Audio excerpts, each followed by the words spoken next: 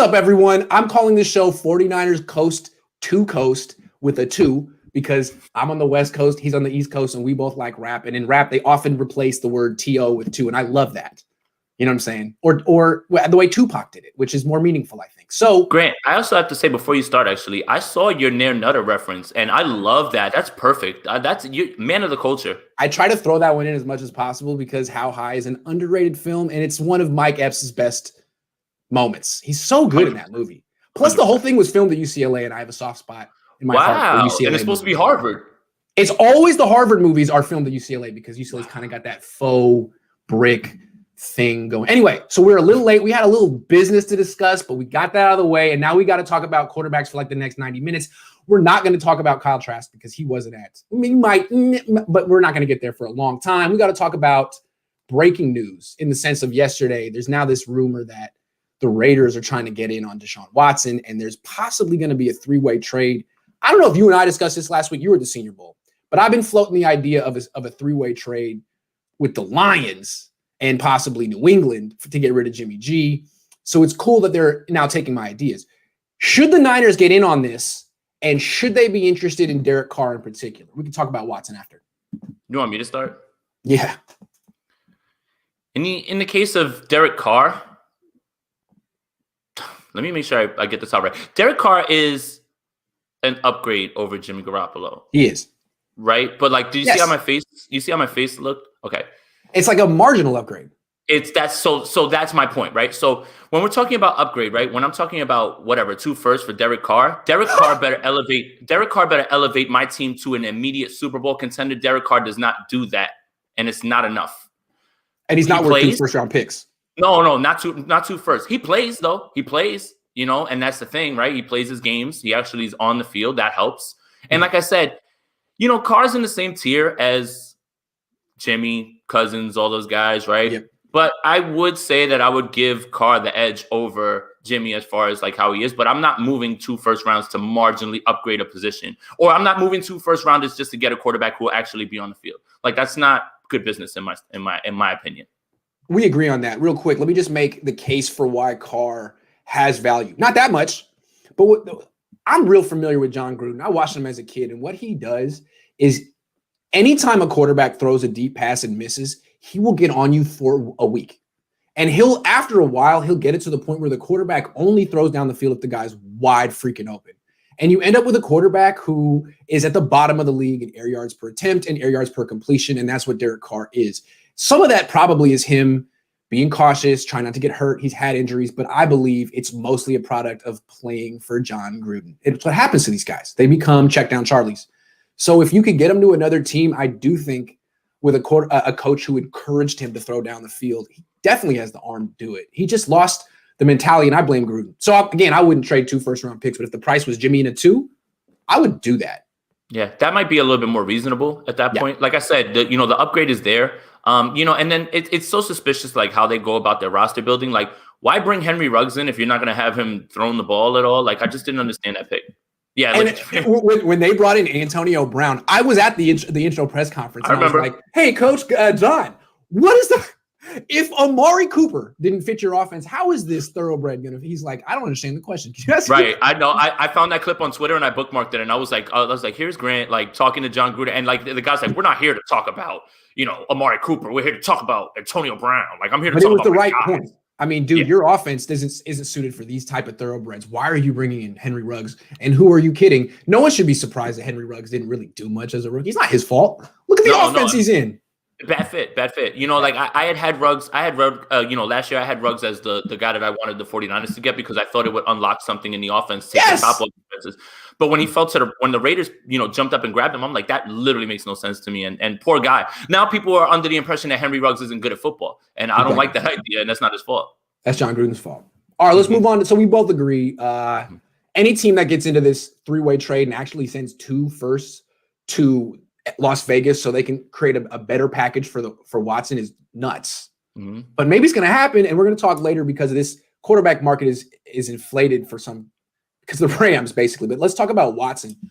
Should the Niners be interested in this 3-way trade to get Watson?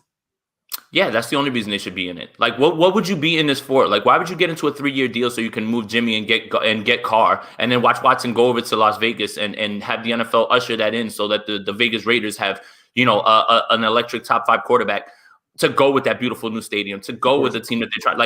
I don't see why you would get into that and help another team in that way. You're not. When Derek Carr becomes the 49ers quarterback, if that ever were to happen, nobody would ever say, "Uh-oh, now you really have to watch out for this team." Watson goes over. So Carr comes over. 49ers still have the 4th worst quarterback, the 4th best quarterback in the division. Same thing.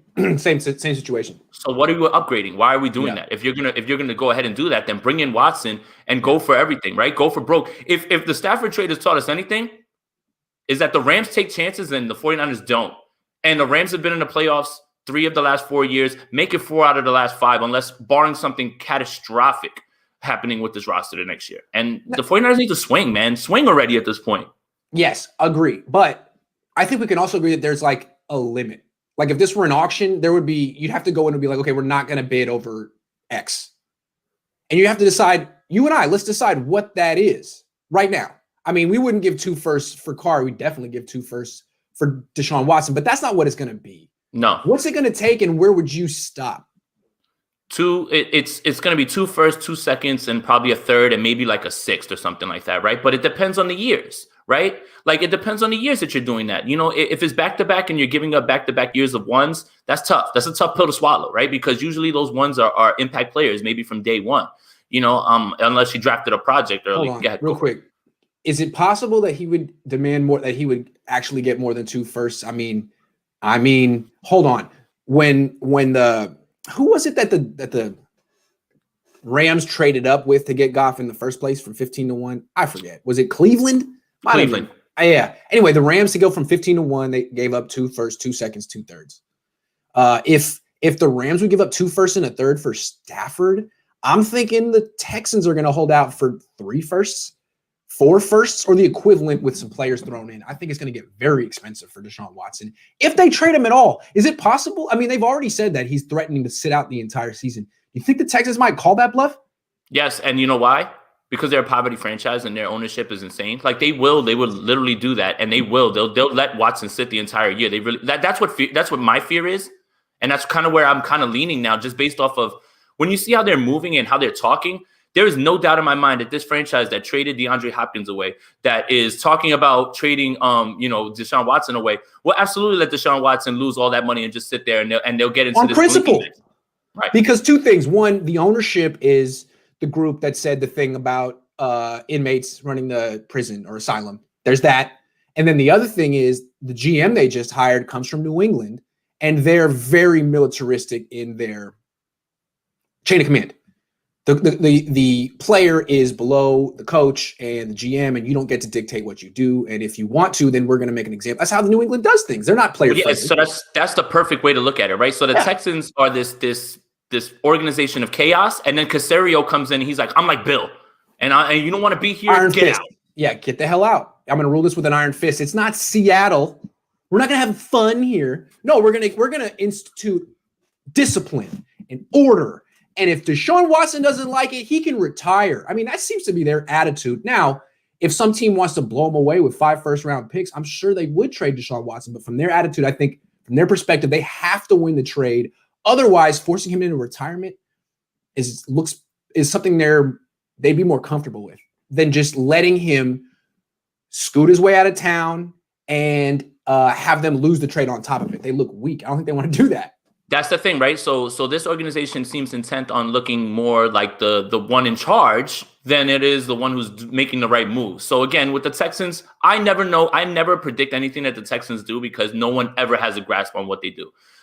We wake up one day and we're just like, there's a trade, and you're just like, what were they like? This is Bill O'Brien, but still, this is just indicative of the Texans giving the keys to anybody and just saying, go ahead and do it.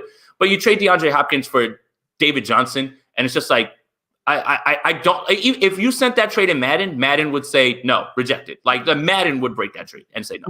But let's not move on from Watson yet, because he would shift the balance of power, and the Niners have picks. They have assets. If they wanted to give the Texans an offer they couldn't refuse, they could.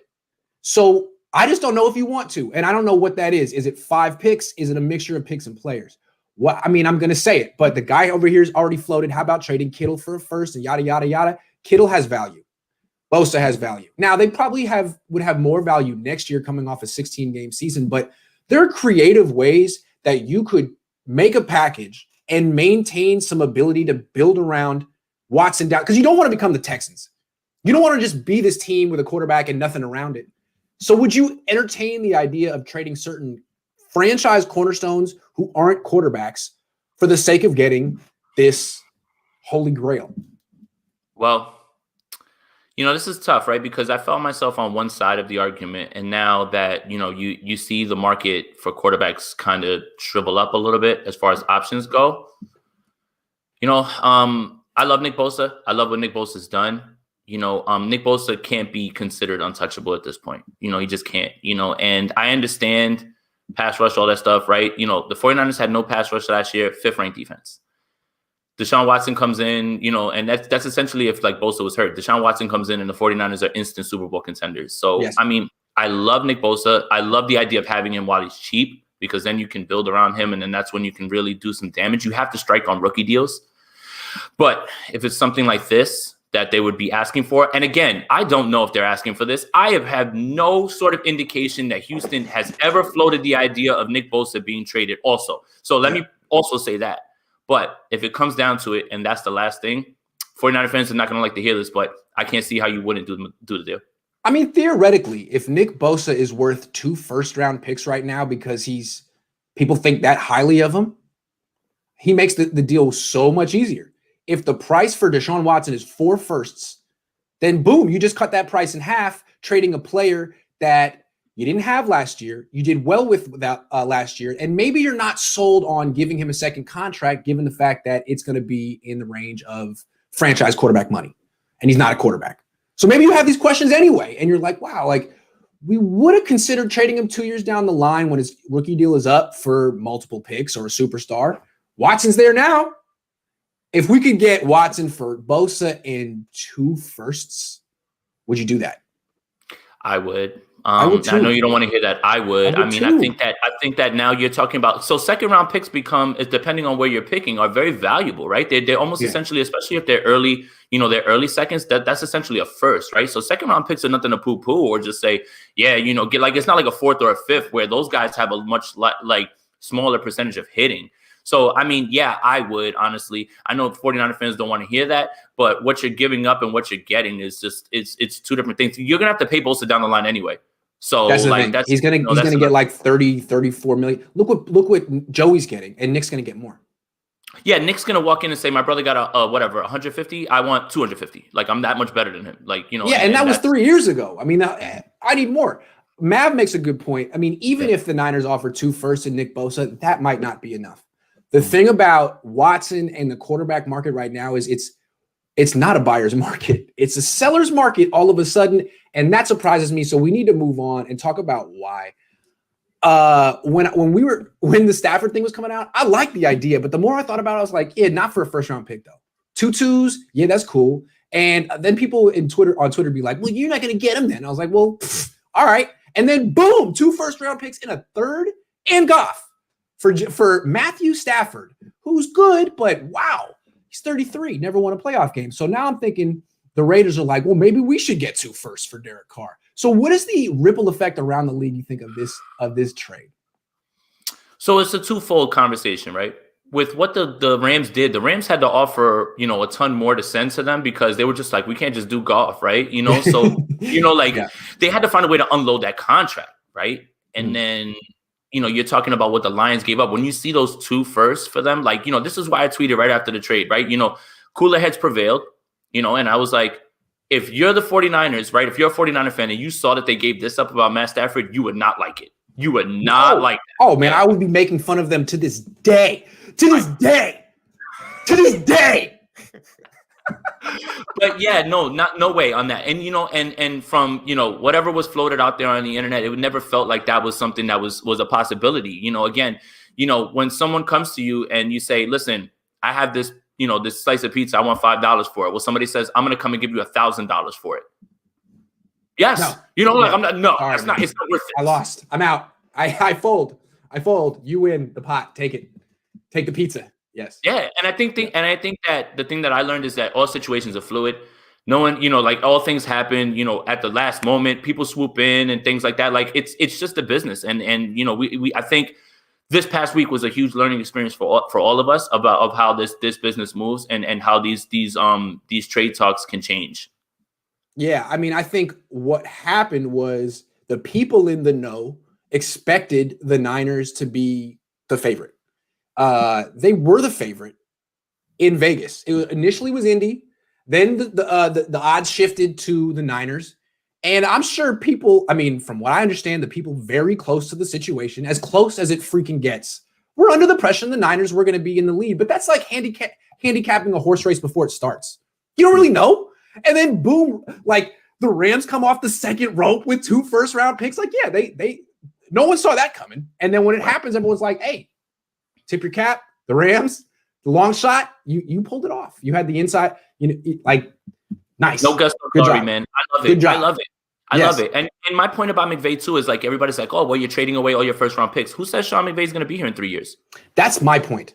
I don't think he's going to be here in 3 years. I think. No, why do I care about 5 years down the line your first round pick when I'm not going to be here? I'll win a Super Bowl in that time, and I'm out, and someone else will hire That's me. What's going to happen. That's what's going to happen. It's like when the Rams are done with Aaron Donald, that team's going to have. It's going to be like the Niners after Willis and Justin Smith left. It's going to be bad for a few years.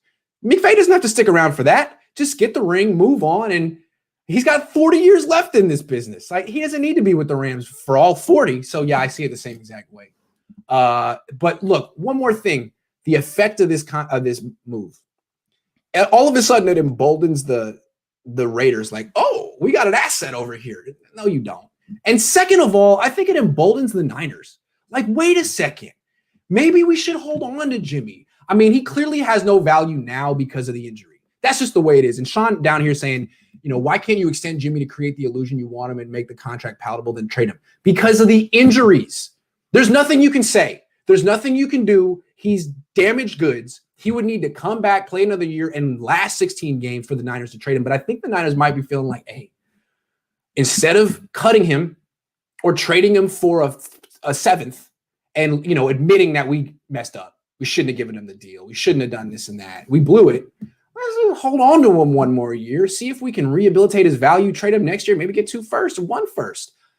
That's how I interpret what's going on now with like all of Jimmy Garoppolo's best friends going on NFL Network being, I really like Jimmy. Like, oh yeah, you really like Jimmy, huh? Because he's coming back and you know it.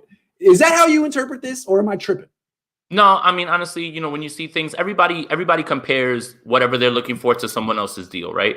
So when you see that happen, you're just like, oh, well, you know, like you said, 2 firsts for Stafford. Come on, man. Like, let's go, you know, with all those things. And you know what? I kind of was a little bit on the, you know, conspiracy theory side of like, okay, so George Kittle's on every single network. Raheem Mostert's out there saying, but kind of got some info that said that George had that all lined up. It just coincided with everything, right? So me, first, I put on my tinfoil hat and I'm like, wait a minute. First Take, Rich Eisen, Good Morning Football, you know, every show. I'm like, wait a minute. I'm like, hold on a second, you know, because, you know, I'm thinking the 49ers are sending them out, but apparently he had this all lined up, ready to go with Old Spice. So it's funny. It's a nice little coincidence. It just makes you think a little bit more, things that make you go, But I at first was full tinfoil hat. Had to change my tune when I kind of find out that he already had that all kind of planned out. So sure, it's just a very convenient. Oh, it's very convenient. Man, you're going to be on TV all day today? I think it's a good day for you to answer some Jimmy questions. Hey, George, we're gonna ask you to answer some Jimmy questions. And every single person asked him about it. Every single person. They all and asked. It wasn't just Kittle either. It was Mostert. And one thing interesting about what Mostert said is he was like, he went off script, like veered way left and was like, yeah, we like Jimmy, but it's a business. I don't really know what's going on with that. And, you know, the way the league is evolving, if you can bring in a mobile quarterback, that always helps. It was like, wow, Raheem, do you have anything else? Any more feelings you want You know what I really liked? I thought that the clip of the line that really got to me was, oh, but we don't know the business side. Hedge your bets there, Raheem. Hedge That's your right. bets. And the thing about the mobile quarterback is real specific. To me, it tells me like, hey, if they trade for Derek Carr, we'll be scratching our heads. But if they trade for Deshaun Watson, See you, Jimmy. Thanks for everything. It's been real. We're going to the Super Bowl. That's what I read. That's how I read into it. Like, yeah, and I bring think on Deshaun Watson. You're gonna lose. I think that all the players understand that business side of it. Like if I'm a player, right? If I'm a player and I know my own value, I come into an office and they say, "We just got a first round pick for you." I'm already packing my bags. I understand that it's time to go for a first rounder. Like that's so. I'm flattered that this team likes me that much. I'm just that good. And sorry, it's almost like, man, I don't want to leave, but I understand the business. It's a first rounder, so I mean that's kind of where I was at with Raheem. Raheem said all the right things when it came to talking about Jimmy, but that portion that you were talking about, and then the business portion of that line was the one that I was like, okay, so now everybody's hedging their bets. Kittle didn't do any of that. Kittle was just like, he's my guy. This is it. Boom, boom, boom, boom. You knew that Kittle was going to say that. He's said the same thing over and over and over and over. He says the same stuff about Beathard. Whatever. That's my guy. He's great. CJ's so good. I mean, he'll say whatever, man. I mean, sorry, George, if you're watching, but you're just being a good teammate. I don't actually. George, I love you, bro. I love you, George, but come on, man. You say the same stuff about all your teammates.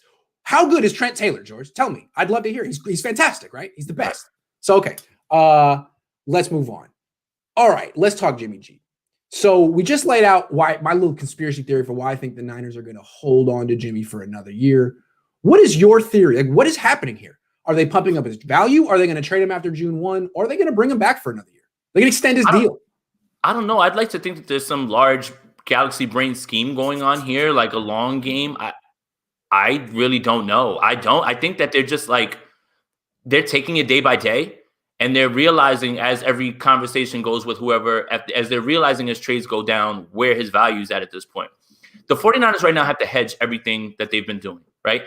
If last year, when you flirted with Tom Brady, was tough for you to talk about, how in God's name are you going to repair this relationship after so much was said about Stafford, Watson, all of these things, and you constantly hear people say, we're good with Jim, but we're looking to upgrade the position. It's like, man, this relationship is so fractured at this point. I'm not certain that they can make it work to get back to that level just because of, and again, I have no basis of this. It's just the mind state of Jimmy right now. Like, how could you not be looking over your shoulder? How could you not, think, man, there's a bullet coming. I just don't know from where, and when you hear them say, it's funny. Kyle says, yeah, I expect him to be back. I expect plenty of things. That's pretty much just hedging your bet at that point. Yeah. That's just you saying, you know what, there's a strong possibility that after we exhaust all of our searches, we might just say, all right, you're back in, kid. Looking at him. Because if they trade for Deshaun Watson, you always be like, yeah, I didn't expect that to happen. Right. I just tell him I didn't expect that. Yeah, I was not lying.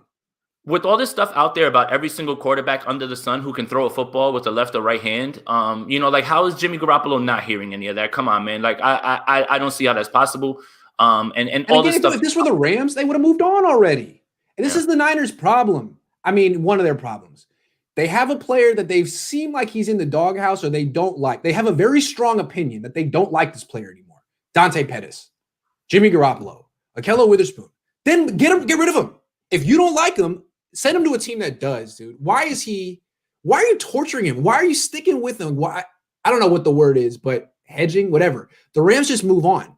The Patriots just move on. The Niners, what they do is they're unwilling to really admit that they made a mistake. They'll put the guy in the doghouse, but putting a guy in the doghouse isn't the same thing as trading him or cutting him. He's still on the team. He still has a chance to turn it all around. Nah, man, just move on. Just move on. We all know how you feel about Jimmy. That's why I said I just don't know what the plan is here. Like I don't know if there's some grand scheme or if they're just like day by day we're just moving it. And run it back. Yeah, it's almost like Jimmy's here, so we're good. Like we can play him, but let's go look. Let's go flirt with everybody else. It's like that's the problem that comes. I think the plan is that he's going to be the starter this year, and that they can sell it to the fans better than they could sell Kirk Cousins, Derek Carr, or any realistic replacement other than Deshaun Watson or Aaron Rodgers. Even Stafford, I think they were like, can we really sell it? I think that's how they think. I think Jimmy Garoppolo's coming back. I think so too. And it's just again, safety net.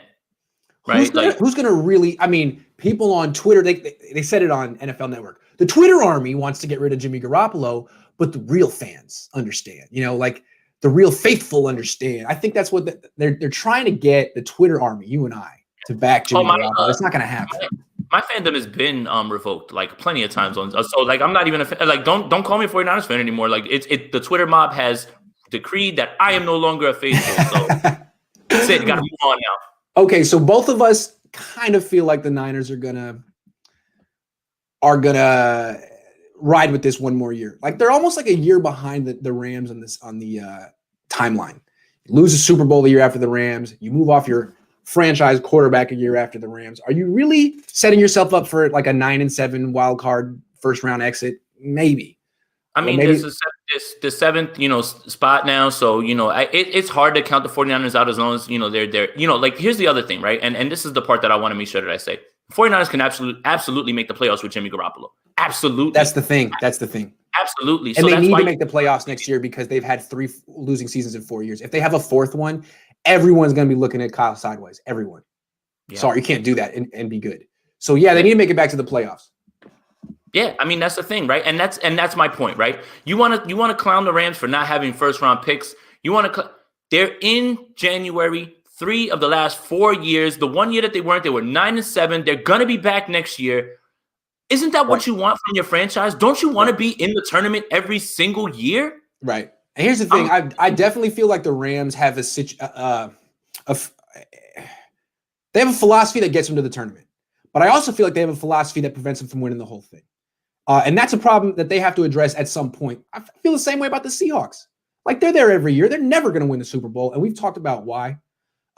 So the Niners, I think they're in that position right now with Jimmy. Jimmy's too expensive. 14.8% of the cap. We've talked about this. So you bring him back and he stays healthy. Yeah, you go to the playoffs maybe. It's a very tough division. Very tough division. Maybe you go to the playoffs with the worst quarterback in the division, but you're not going to win the Super Bowl. What you do is you maybe pump up Jimmy Garoppolo's value, maybe get those 2 first-round picks for him next year. That's about the upside of bringing him back. But I think that's what they're going to do. And the 49ers should be definitely afraid of Arizona finally getting rid of Cliff Kingsbury and giving Kyler Murray an actual play caller because then things get really, really hairy, man. They're lucky that Cliff is just awful at what he does. Like really not even bad. like, yeah, I'm not even like trying to like mince words. Like he's just really bad. Like, don't you like that play where he goes 5 wide and everyone runs a curl? So don't you love it when you check where DeAndre Hopkins is lined up and all he runs is 5-yard outs on the left side? He doesn't move him around at all. Like it's baffling. If I gave my daughter a playbook and I told her to move things around, DeAndre Hopkins would be all over the field. Like like you understanding this offensive genius, continuing to put DeAndre Hopkins on the left side and just run like these little like 5-yard out, 5-yard dig. It's why? What are you doing? Why? That's terrible.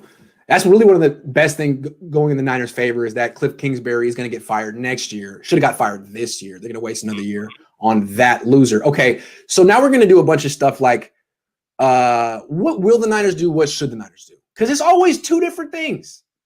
Way 2 different things. So what will the Niners do with Jimmy? Probably keep him. What should the Niners do with Jimmy? If we were running this team or if you were running this team, what would you do? I'd have Deshaun Watson on my team already. All right.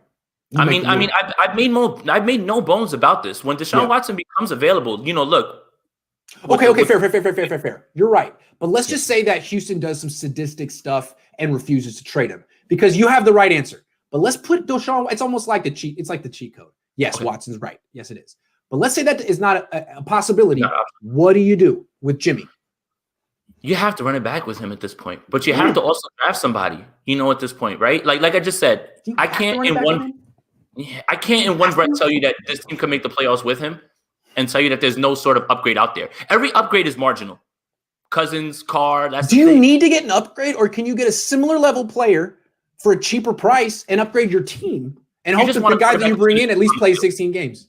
That's it. You just want a quarterback that's on the field at this point. I think that's really where fans' complaints are. It's less about the play and it's more about, dude, you need to be on the field. And when you're not on the field, this team does. See, I'm tired of this narrative about Jimmy G wins.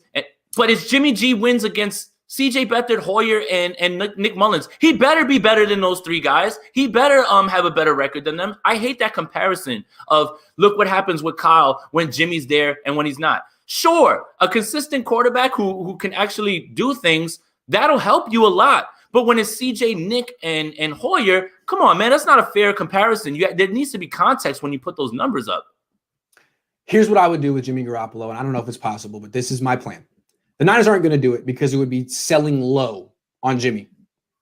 I would trade him back to New England if I could. And I think a fair price would be a 3rd-round comp pick this year, late 3rd, basically CJ Beathard range. And a pick next year that's conditional based on playing time. Does he make it to the playoffs? Does he start a playoff game? Does he win a playoff game? It's basically the deal that the Niners got for Alex Smith in 2013, except they got a 2 and a conditional pick that ended up being a 2 because he started a whole season, was great in Kansas City. I'm cool with that. You end up losing the deal for Garoppolo because you gave a 2 and you end up getting back a 3 and maybe a 3 and maybe a 2. I'm cool with that. Move on. Get some picks. Move on. Because what's happening, you could bring him back and hope that he plays 16 games and goes to the playoffs and you get those 2 first-rounders. But what's more likely to happen is he comes back and gets hurt again and his value goes to nothing.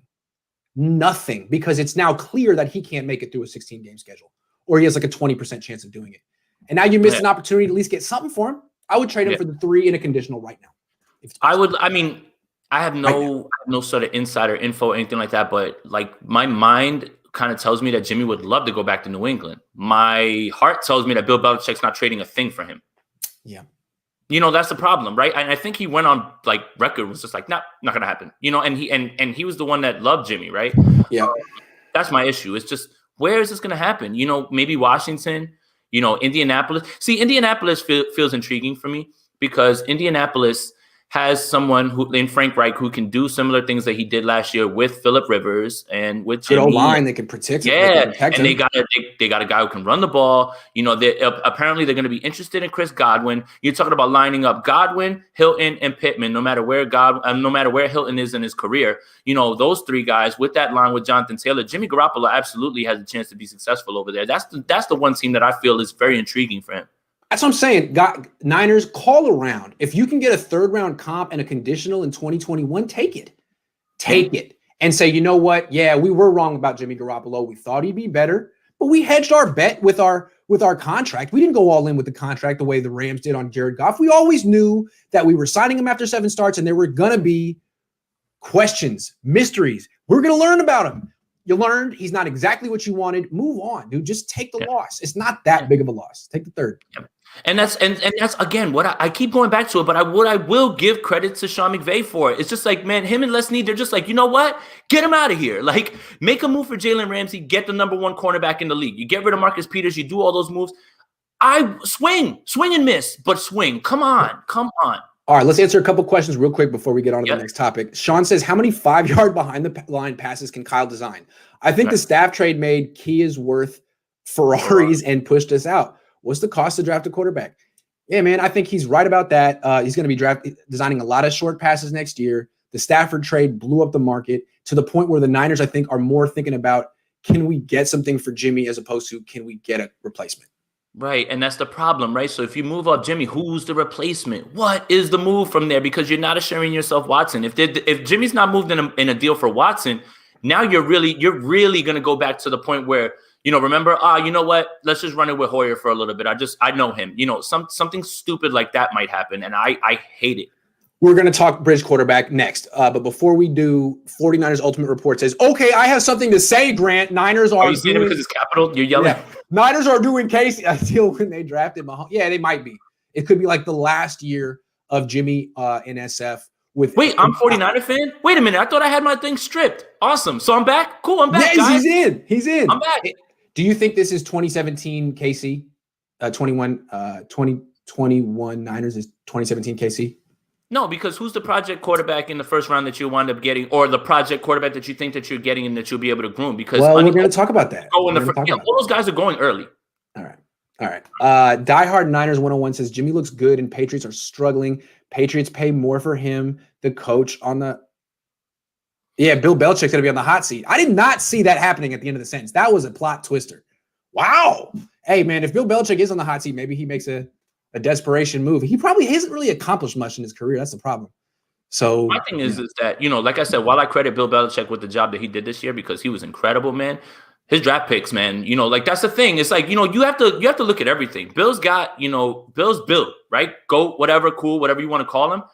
man, some of those draft picks, N'Keal Harry, woof. Like, like a lot of those guys that he was drafted, like that was the first time he went for a wide receiver. So, the Jarrett Stidham thing, that's not going to work. I don't know what New England's going to do at quarterback. And it's just like, without a quarterback, ooh, man, things get a little hairy with Bill. Absolutely. And I think Tom is down in Tampa being like, hey, you still the best head coach of all time? You still better than Bill Walsh? Because Bill Walsh developed 2 quarterbacks. How many did you develop? Oh, maybe it was just me the whole time. Josh McDaniels. If Tom Brady pulls this off on Sunday. Oh my God. People don't understand what's at stake for his legacy. If he loses, no one knocks him. It's amazing that he made it this far. If he wins, oh my God. All right, next question. We're talking bridge quarterback. So let's say the Niners do trade Jimmy for a third and a conditional pick. Now you got to replace him. Let me name some bridge quarterbacks. Ryan Fitzpatrick. That's the first one I was going to say. I actually like the idea of Ryan Fitzpatrick. I saw him in person this year. He was good. He was really good at Levi Stadium. Good. He's more mobile than Jimmy Garoppolo. Mm-hmm. He's a better competitor than Jimmy Garoppolo. He'll throw it. He'll throw the ball. I'm cool with a year of Ryan Fitzpatrick. Ryan Fitzpatrick was the one that I'm going to go right to. 1, cheap. 2, exactly what you said last year. With that roster and that offense, which is not going to be as good as the 49ers, he was great. Like, remember when he was benched for Tua? He was heartbroken because he was like, what did I do? Literally for once, what did I do? I didn't do anything to deserve this. Yes. I like the idea of bringing in Fitzpatrick. You can't tell me that Jimmy Garoppolo is a better quarterback right now than Fitzpatrick. I don't think he is. Yeah, I mean, and you point. Look, so let's use the Miami Niners game as a reference point, right? Ryan Fitzpatrick is the quarterback, and he looks around and he sees, oh, there's Brian Allen. Boom, pick on him. Boom, go right to him. Just toss the ball up and let my guy go get it. I'm putting him out of the NFL right now. Right. I don't know that Jimmy Garoppolo would look and say, I'm picking on that guy. I'm going to go, look at him over there. I'm picking on him. That's not going to happen, right? Never. And he made the 49ers pay. That game was over in the first quarter because of what he did. Yes. The other guy is Andy Dalton, but he's younger, and I think he's going to want a multi-year deal. Fitzpatrick might be cool with a 1-year deal or a 2-year deal with nothing guaranteed after year 1. Yeah, I would give him the Brady deal. Not that amount of money, but dirt cheap with some incentives. Hey, man, if you make it to the playoffs, we'll give you an extra $500,000. You win a playoff game, we'll give you an extra $500,000. That kind of thing. Right. I like that. I mean, as long as you're doing it, it's a bridge. But now the idea of being a bridge is, are you drafting a quarterback this year? Are you going to go for somebody? Yeah, so that's the thing, right? So it's twofold. It's not only bringing in somebody who can keep you afloat and consistent, right? And honestly, I don't even know if this is hyperbole. Maybe this is wrong. Talk me off the list. I think this 49er offense would be much more explosive if Ryan Fitzpatrick was under center. I mean, he can go down the field. Jimmy doesn't do that anymore. Jimmy doesn't go outside the numbers. He doesn't go out to the field, down the field. He doesn't scramble. Fitzpatrick scrambles. Fitzpatrick is a better quarterback than Jimmy Garoppolo. And, I don't know that Jimmy's going to have the career that Fitzpatrick had. Jimmy's going to make more money. Mm-hmm. But Jimmy, dude, I don't know. Is he going to be in the league 4 years from now? I wonder, man. He's giving me Andrew Luck vibes. He's giving me the vibes. I mean, honestly, it's just look, right? You get disgusted because you hear Ryan Fitzpatrick after the 49ers have flirted with Aaron Rodgers, John Elway, Dan Marino, every single quarterback that's ever played the game, right? Steve Young, not that old. Steve Young's coming back. Joe Montana might strap it up. He's the only person who could take Kansas City down. No, but Ryan Fitzpatrick absolutely needs to be a discussion. It needs to be in there. And especially think about this. You sign Ryan Fitzpatrick for $8 million or less. Who do you get less now? Who do you get to keep now? Exactly. Who do you get to keep? Trent, Verrett. Exactly. All those guys. It's not about who's the better quarterback. It's who allows you to make the better team? Fitzpatrick. That's it. Why does my voice keep cracking, man? It's terrible. It's because you're excited. When you say Fitzpatrick, you get excited. That's really who you want. I like it, man. I think it's a savvy move, and Niner fans that really think it through would be like, yeah, we have a better chance next year with Ryan Fitzpatrick than Jimmy Garoppolo. I mean, more mobile, more durable, better. Okay. So now let's talk draft, because if they do bring in, either way, if it's Jimmy or someone else, Jimmy is now a bridge quarterback if he stays. He is now a bridge quarterback. No longer franchise, you're bridge. So who is the ideal quarterback the Niners should draft? Are we talking round 1? Are we talking round 2? What do you like? I know we're going to disagree here, and that's why I think this is a cool topic. Because even though we disagree, I genuinely care what you have to say, and I'm interested, and I'm of course going to consider it. That's what we're here for. And absolutely, right. there's times where you say things where I don't disagree. I disagree with, but also, you get me to a point where I'm like, you know what? That like at least give me something that I can say, okay, got it. Okay. Something I hadn't thought of before. Yep. Yeah, I've made no bones about who I like in this draft. But my fear is that Trey Lance isn't going to be there at 12, right? And everybody else after, I have serious concerns for, right? I have serious concerns for them. It seems like the top 4 guys for me are the safest for me, right? Okay. Like Wilson, Fields. I think Fields could play day 1. Wilson eventually, I don't know if he can start right away. It mightn't be like in the middle of the year, something like that. I think Trevor Lawrence is going to start right away. God help you now that Brian Schottenheimer's over there, kid. I'm sorry to hear about that, Trevor Lawrence. But Lance is the guy that I would want, but I don't see him slipping past 4 or 5 at this point. Like, how does Atlanta go into this draft and not draft him at this point? Like with what's going on with Matt Ryan, man. And after that, Mac Jones is safe. Like the buzz around Mac Jones' the Senior Bowl, like I had heard people snickering in the background. Mac Jones, dude.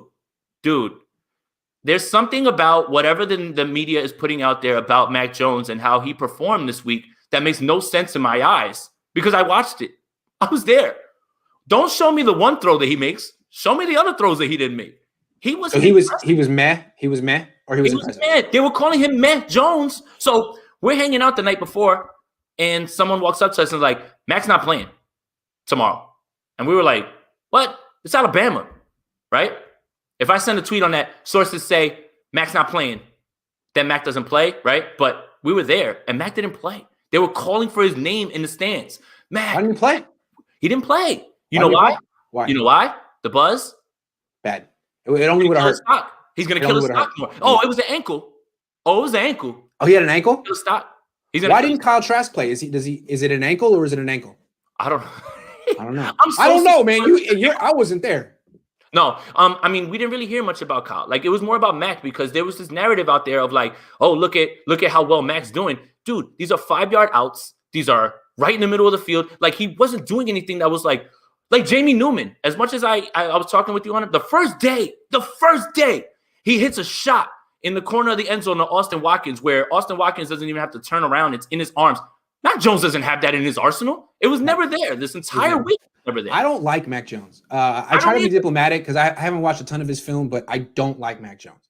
I mean, every quarterback looks good at Alabama. Everyone. Greg McElroy. It's the best team by far. He's throwing to Devontae Smith.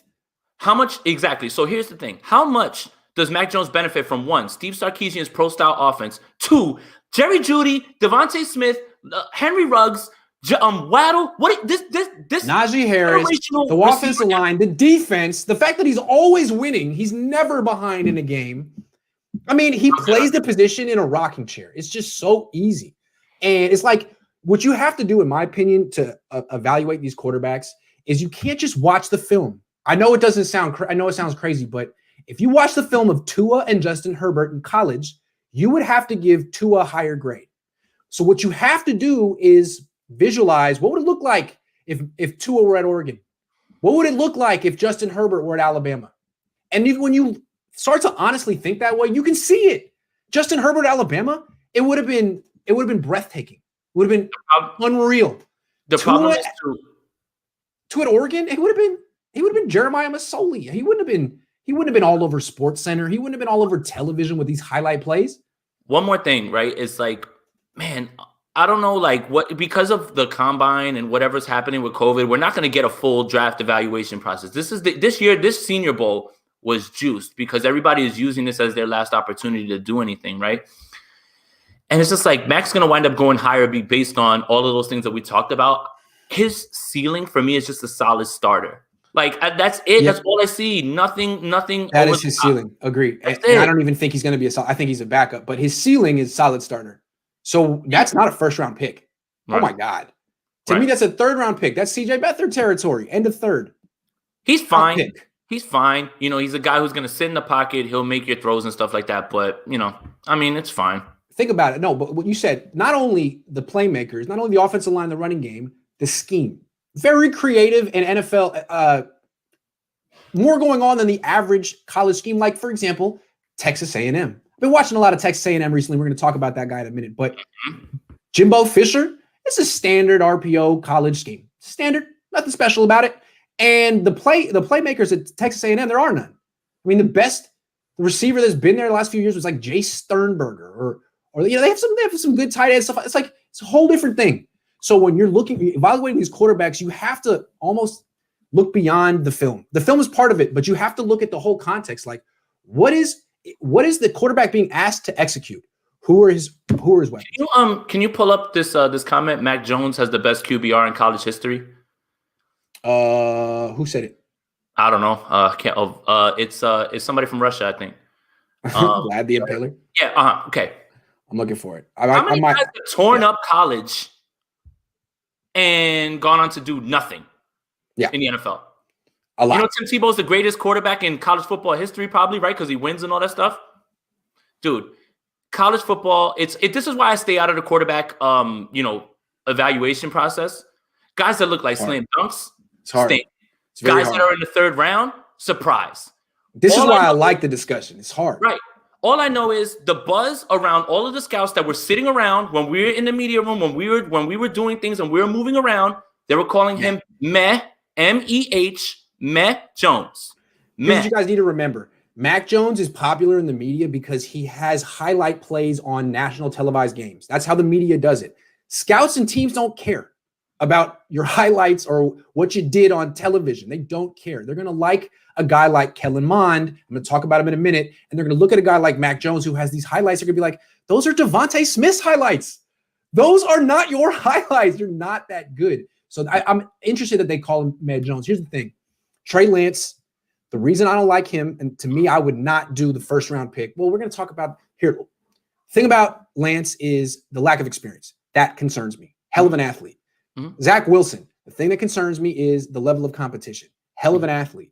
Justin Fields, the thing that concerns me, same thing about Mac Jones. Much better athlete, but he is essentially playing quarterback in a rocking chair at Ohio State. And when he does have pressure, his numbers aren't so good. So I'm nervous. I feel like all these guys beyond Trevor Lawrence have question marks, and the ones in round one make me scared.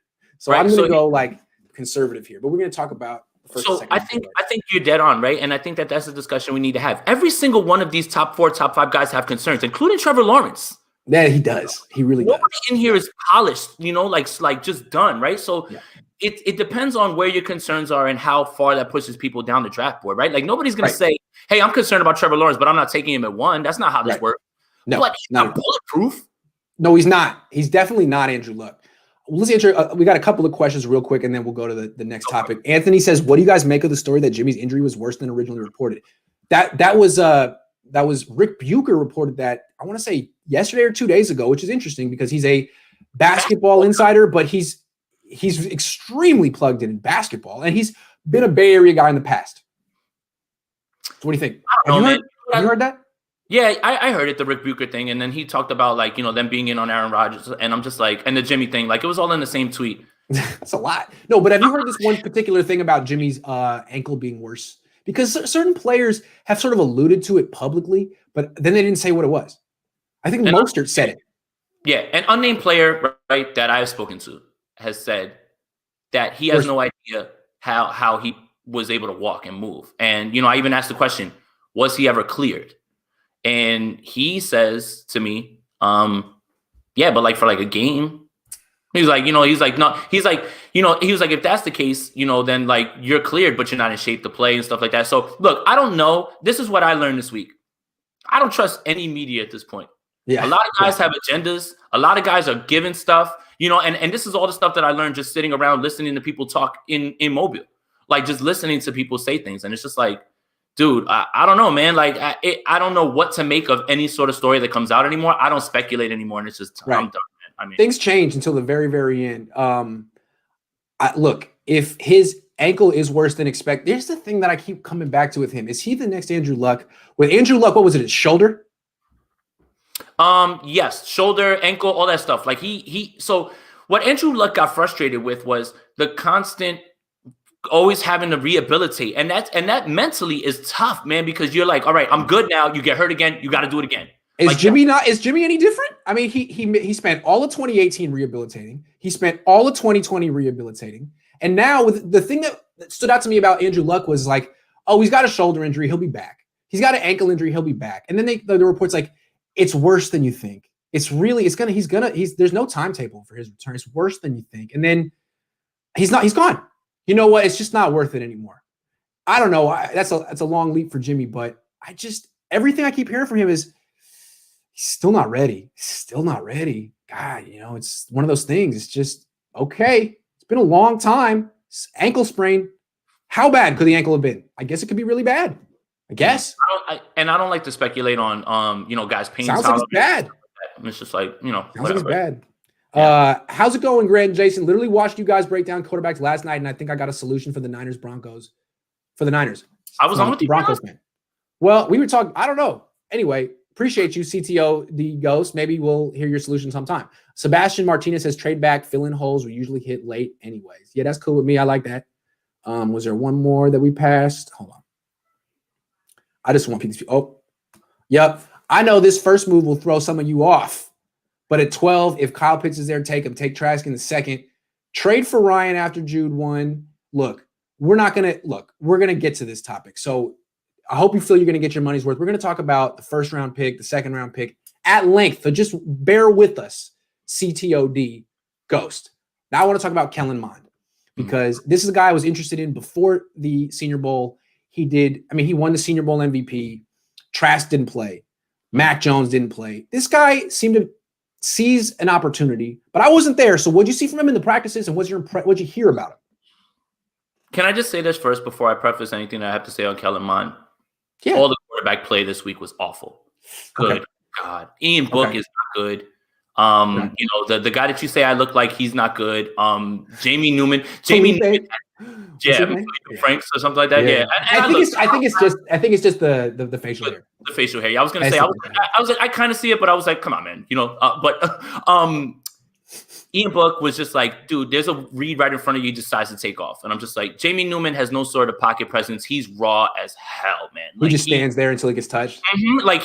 Patrick Jones went crazy in the second quarter on a drive that he had where it was like 2 or 3 in a row where he was just beating the man off and just destroying him. Like, dude, if he's done it once, he's going to do it again. Get out of there. Get that ball out of there and move. Like, he has no sort of feel in the pocket, right?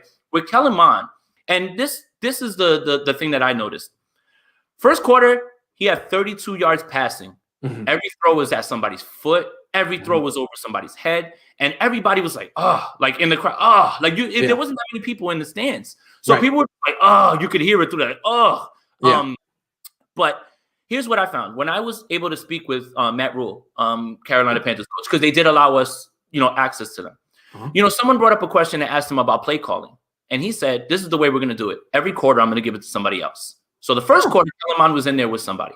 The third quarter, the play caller changed. I can't tell you who exactly it was, but that play caller was smart enough to get throws in the middle of the field, get him going. It's almost like, again, a guy who's breaking shots, but he gets that one layup to go in. Give him a layup. Give him a free throw. Let him see the ball go into the hoop and build some confidence. Build it up. Right. So in the third quarter is when he threw for 170-something yards. He threw for 130 of them in that third quarter. And he looked good in that third quarter. I did watch. So I'll give him that, and they were scheming it open. Quentin Morris had an amazing catch over the middle. He's a tight end, Bowling Green. But also the wide receiver from Florida, Grimes made a nice catch. And look, Frank Darby and all those guys, like he was getting them going. Like it was good. Like it was fun to watch, in that third quarter. My concern is who is this guy? Is he the guy in the third quarter or is he the guy in the first? Because it's so polar opposite. I'm talking about the spectrum was literally everybody groaning to like, oh, okay, here's some throws and here, But the first quarter was abysmal, Grant. It was bad. It was real bad. Fair. Okay, let me ask you some more stuff about him. In person, is he big? How does he look? He's big? He's a big guy. Yeah. I mean, it was big enough. Is he Kaepernick big or is he Alex Smith big? What does he look like? He's not. He can see over the line and things like that. And like sometimes what I was noticing is that like the throws were like, it's like he's like almost like bringing it up and then going through it. But he's got a quick little... Right. It's like a little bit of a hitch, but he was fine in the third quarter. But it's just a tale of two quarters. When I go back and I watch it, that first quarter, I'm like, good God, what happened? And in the third quarter, I'm like, okay. But I want to, that little nugget that I got from Matt Rule, I thought that was interesting that when they switched the play caller and they put him back in, He actually succeeded, and he was looking pretty good. It almost sounds like Rule saying, like, well, the first play caller didn't get him in a rhythm. Like, we got to do better. It's something to that. I mean, he's a kid. But let's put it out there, too. The first half of that game was really bad as far as quarterback play goes. Like, across the board. It wasn't just, like I said, it wasn't just him. It's just anybody. We were just like, oh, can somebody do something at this point? All right, one more question about Mond, and then I'm going to give you my impression because I've never seen him in person. But how did his athleticism strike you? He moved. Is he fast? He moved.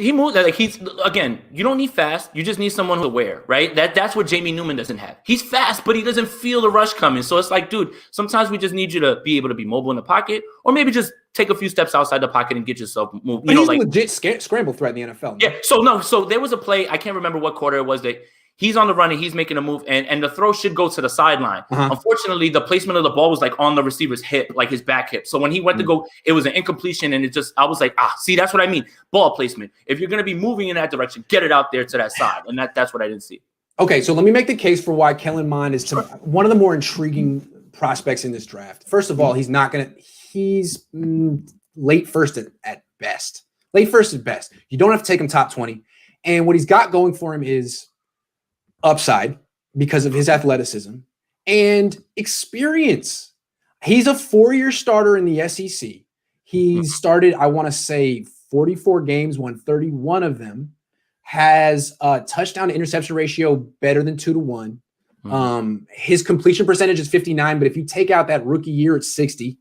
So it's like from the Bill Parcells school of scouting quarterbacks, he checks all those big picture boxes. He's committed. He's a senior. He finished what he started. He improved. He's accurate. He's seasoned. So for a dual threat quarterback with upside, he comes into the league pretty experienced. But the main thing I like about him is, again, when I was talking about like comparing Herbert and Tua, if you look at what he's working with at Texas A&M, it's not a lot. And that's why I think it was interesting to see him play with like Florida receivers at the Senior Bowl. Like he's playing with, a tight end who's decent and a couple running backs and not much. If you put him at Florida with Kyle Pitts, he'd be great. You put him at Alabama with Devontae Smith and all, he'd be great. See, and I think that point can be flipped for Mac Jones. The same thing, right? That's what I'm saying. Think about him at Texas A&M. It would have not worked. Would not have worked. That's my issue with him, man. Like I'm good on Jones, but and then Mond, it's like I see what you're saying. I see it, and I saw it in glimpses. I saw it in flashes. That's the case for it. But he's not naturally accurate. Right. I saw it in flashes, but it's just, again, who are you? Are you that guy that I saw in the first quarter, or are you that guy I saw in the third quarter? And it's just, it's going to be, I've got to dig in a little bit more. I want to see his pro day. I want to see what he's going to do at the combine, because then I'll get a better idea of it. Like, it's like everybody after I got out of the Senior Bowl was like, where's your mock? I'm like, dude, there's no way I'm doing a mock at this point yet. So it's just interesting that, for the Senior Bowl to be a showcase for everybody, the quarterback position was just so bad across the board, man. It was so disappointing, man. It was so disappointing. I just feel like before we move on from Mond, comparing him to like Jordan Love, who was the 26th pick in the draft, something 4th, 25th, that's a good comp. Whatever.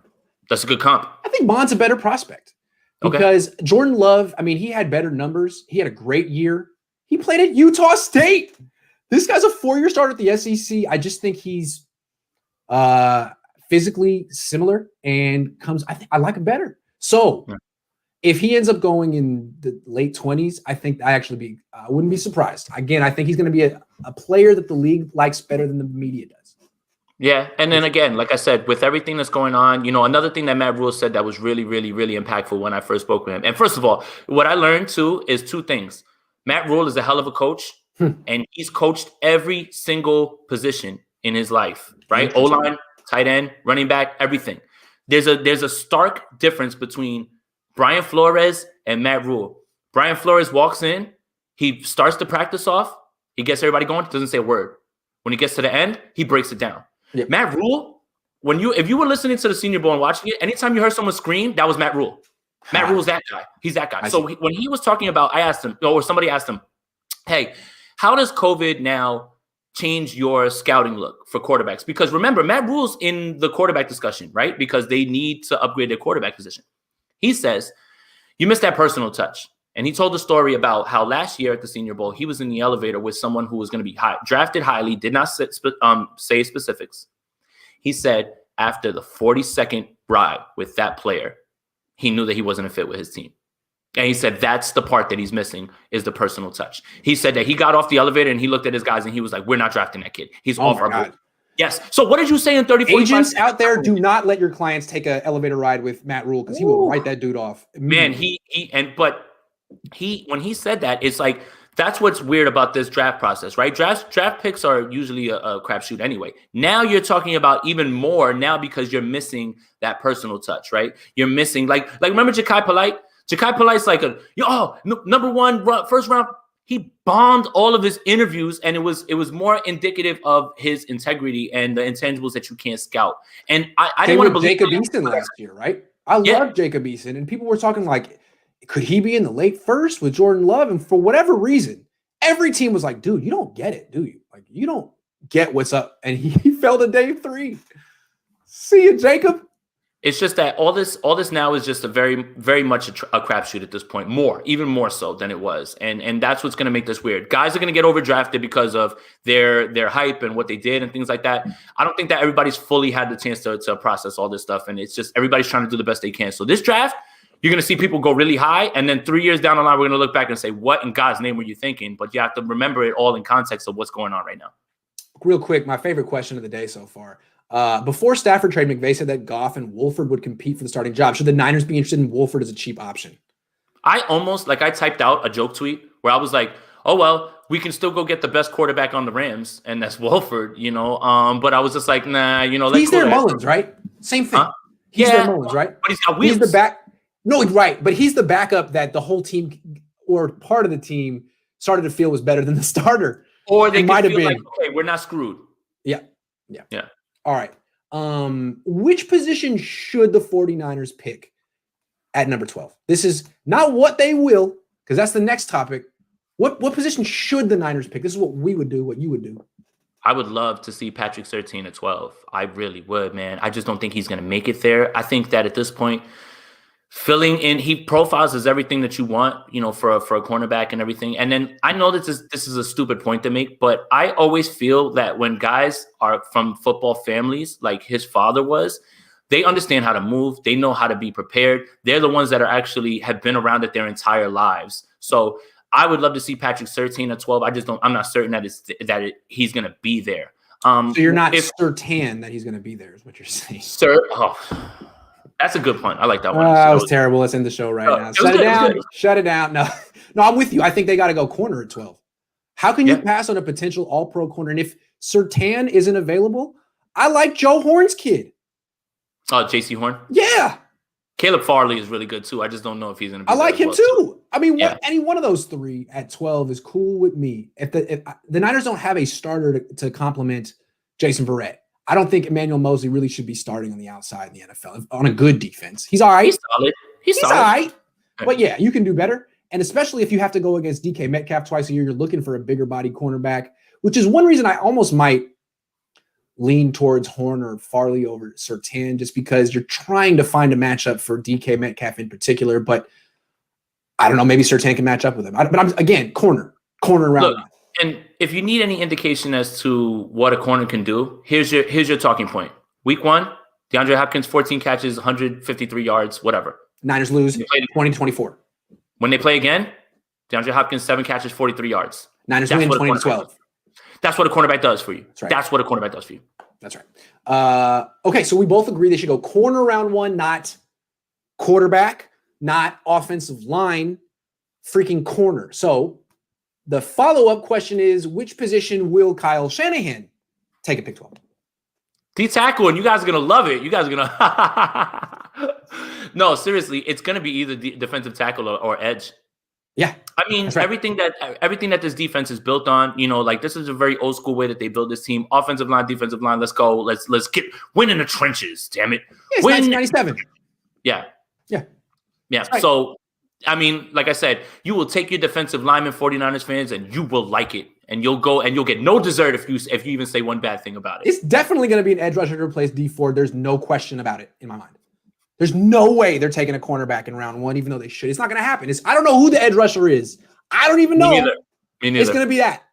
And they're going to be so excited that they took him. Yeah. Okay, I'm glad we're on the same page. Definitely edge rusher. All right. Now let's move on to let's move on to round 2. Which position should the 49ers take in round 2 if you were the GM? Interior O-line. I mean, there's a question here about center, guard, right? Like, and it's like, Brunskill's fine, but we need a center. This team needs a center. Are you going to select, are you going to be on Ben Garland? Like at 12, I don't know if you take a center there. I just don't, and they need to, if you're going to, I am going based off of what this team has shown me. Fair enough. Hold on. Follow-up question for Mr. Aponte. Is it Aponte or Aponte? Whatever. Okay. Follow-up question. What if they get a center in free agency? Who? Alex Mack? The Niners. A starting Alex Mack or starting center. So interior O-line's off the board because they got somebody. Let's say they get someone in center, in free agency. I kind of think they will. But let's say they do. What then? It's a good question. Real good question. Because I don't want to let you off the hook here. No, this is a tough one, actually. It really is. Probably safety or something like that. I don't know, man. Like, that one's hard. That one's really quarterback. Yeah, I don't know. Who? Well, Kellen Mond. Kellen Mond or Kyle Trask round 2. I like your argument for him. You've definitely, changed my. I'm good on Kellen Mond. I really am, man. I'm just good on him. Like, that's just my opinion. That's all. Hey, if you take him and that's what they want to do, that's fine. Right. It might be day 3, something like that. So I don't know if they want to do that. That's fine. I'm just not big on Kellen Mond, man. I'm just not. I mean, I have to watch a little bit more, I think. So okay, so you say interior offensive line. That's a good call. You can get a hell of a center at the top of round 2, the middle of round 2. I say quarterback. I like that spot. I'll take Trask or Mond. I like Trask. I think he's a better quarterback than Mond, but Mond has upside, and I can't get over the fact of what would Mond have looked like at Florida throwing to Kyle Pitts? What would Trask have looked like at Texas A&M throwing to I don't even know the guy's names. I'm just saying, Kellen Mond is starting to grow on me. So the idea of Mond, not necessarily, the tape is modest. The idea of him on a team with actual playmakers like the 49ers is interesting. So let's move on. Which position will the 49ers draft in round 2? Will they? Oh my goodness. I think they might lean with what you're saying.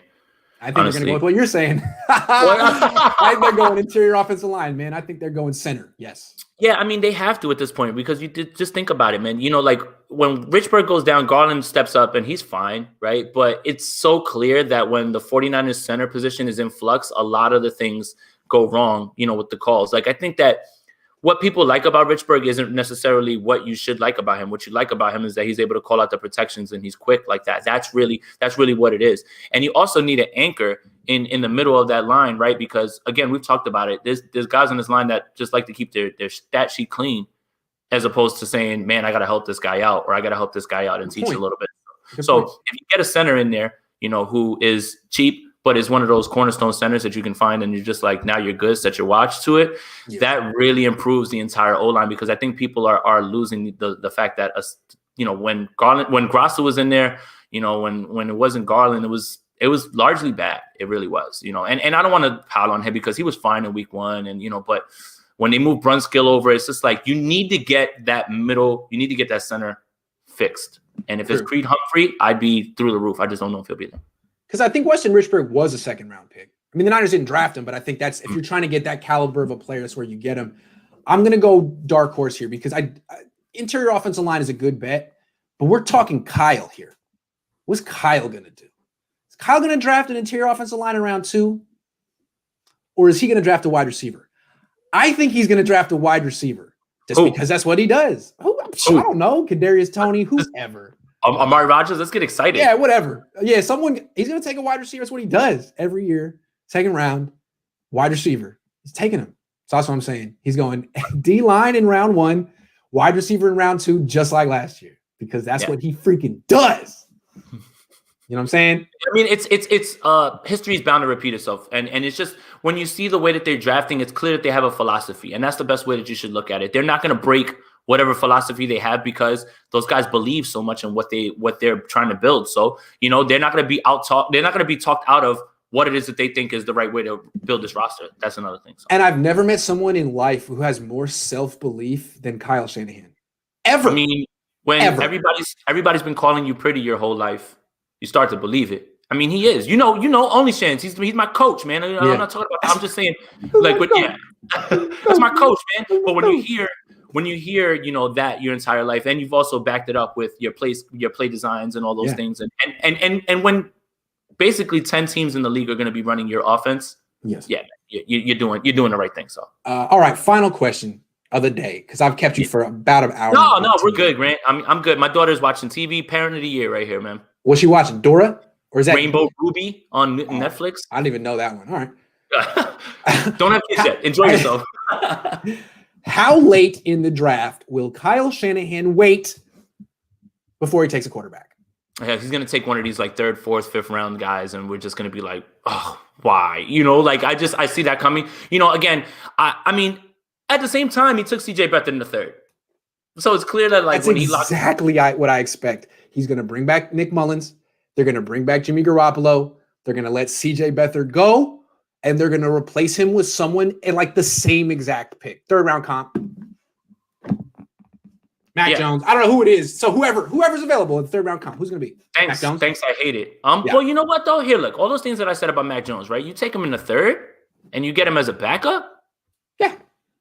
How about Kellen Mond at the late third? Would he be cool with him there? You know what? That's also fine too, right? Because again, you give him time. You're not throwing the franchise aspirations on him. You're not saying, yo, you're the hope right now, So I mean that could be, again, a lot of that stuff matters. Landing spot matters. Where what coach gets his hands on you, what's the system, all that stuff matters, right? Yep. So I think that there is a world where Kellen Mond could be the third round pick and he's on the team and everything. So it's just like I just feel like Mond, Trask, Jones, all these guys are going to go in the top 50, and if the Niners wait until pick 100 to take a quarterback, they're getting Jamie Newman. And there was no way that Kyle Shanahan would draft Jamie Newman. It's never going to happen. No, that's a project. Like throughout the week, he continued to make some like underneath linebacker interceptions, and everybody was just like, ooh, you see it. He has the tools, but man, is he raw. And it's fair to say, the dude didn't play this year, so I guess it's fair to expect some rust. I don't know, but yeah, that's what I've been saying about Trey, with his one game. But people are just like, all right, the problem with Trey is just the lack of experience. So that's just scary. You don't really know what you're getting. There's very little evidence. But his range of outcomes could be anything, right? It could be Pro Bowl quarterback to Logan Thomas, who's a very good tight end. But you know what I'm saying? That's a hell of a range right there. Right. Pro Bowl to play another position, but it seems like he has the athleticism where he could actually pull that off. If you throw him the little dump off in the flat like you do with George Kittle, let him turn up field and break tackles. See, that's been my point with Lance, right? All those throws that you see, literally Jimmy Garoppolo is making those same throws, but he doesn't have any. Well, I was talking about him being on the receiving end of those throws. Either way. Oh, okay, all right. So you're talking about that little route, the little play action bootleg where George Kittle runs like behind the offensive line and just catches it's like, hey, let Trey Lance do that. He would break 4 tackles. He's really a hell of an athlete.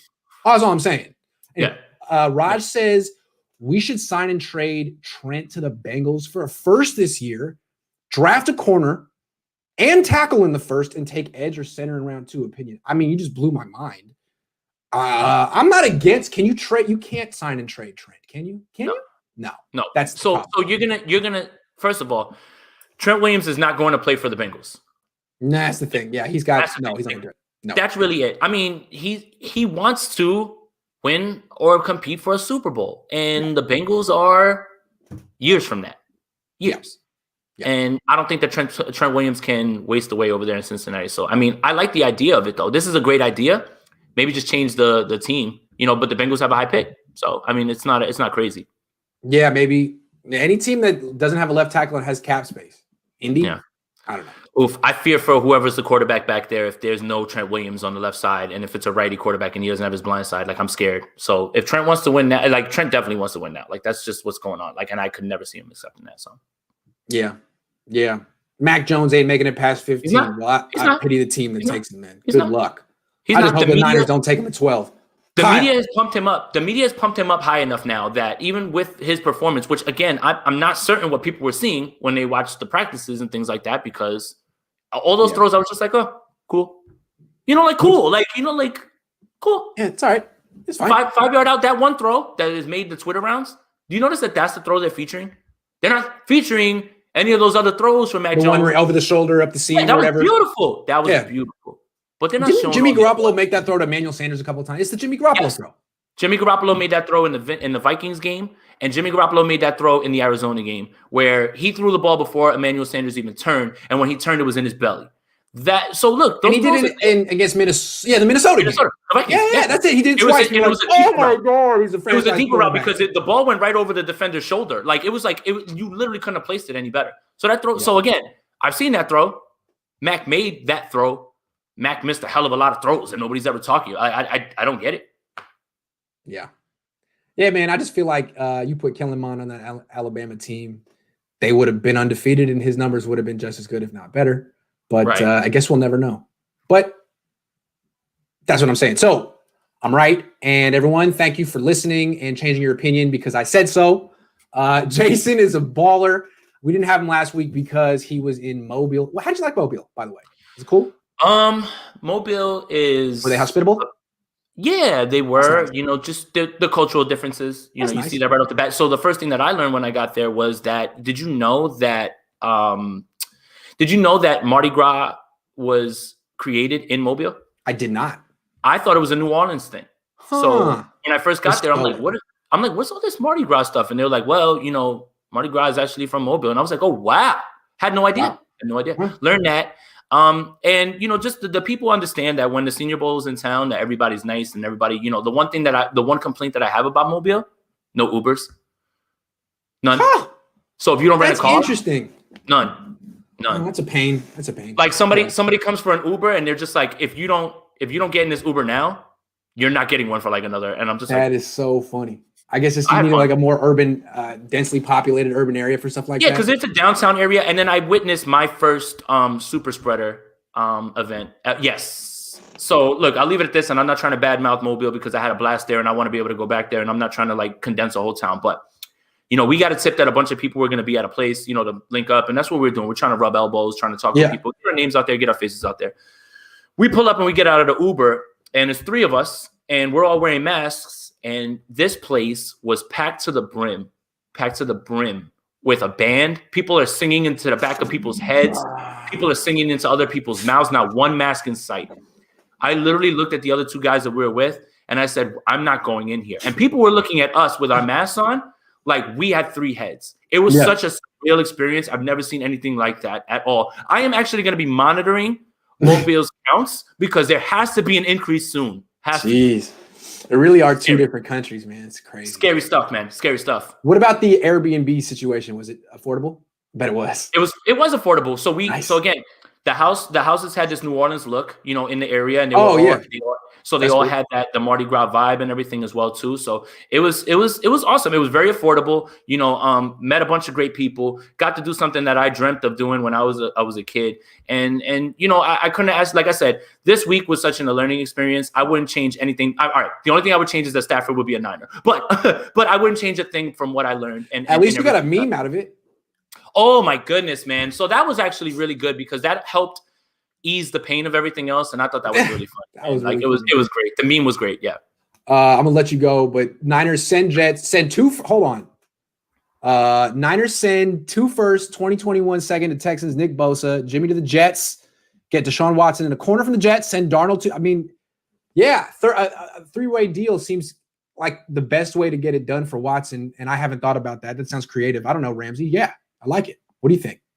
I mean, that one, as long as it ends up with Watson at this point, that's not, so that's 2 picks and you're losing Bosa, you're not losing Jimmy, you're just moving him somewhere else.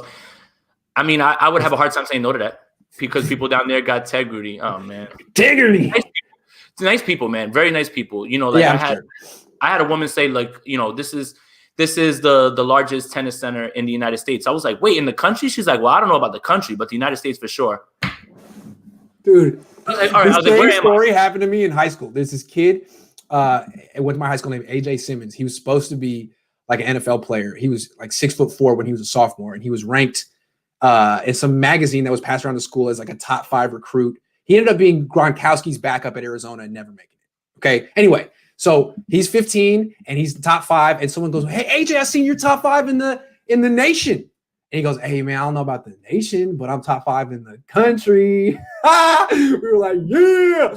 I was like, "Wow!" I was like, "Where am I? Where am I?" I don't know about the nation though. All right, Jason. Thanks for coming on, and we will do this again next week. Hopefully, if you're not mobile. Nah, you know who it is for sure, man. All right.